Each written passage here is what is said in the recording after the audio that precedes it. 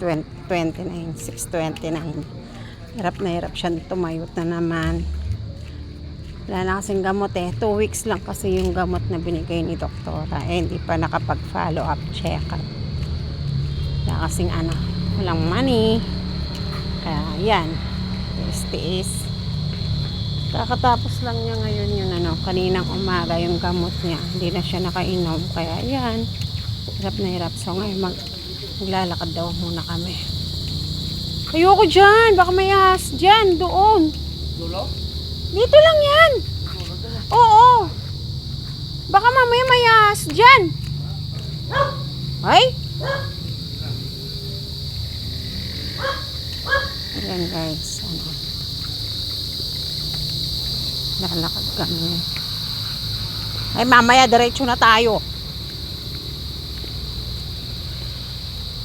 Dito po kami, tabi-tabi po. Tabi-tabi po. Kaya hapon na eh. Kailig-ilig sa talahib eh. Ay, naku, tumatay yung balay. Kainis ka naman. Dalian mo naman. Ano ba yan? Kataas-taas ng mga alam mo yan.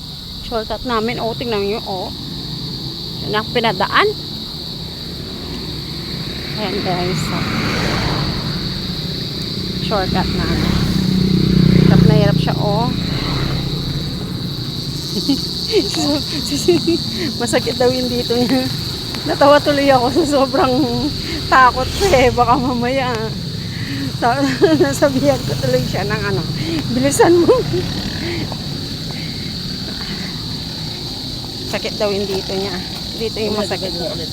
Na? Ano? Ay! Daan mamaya. Diretso na. Yan guys.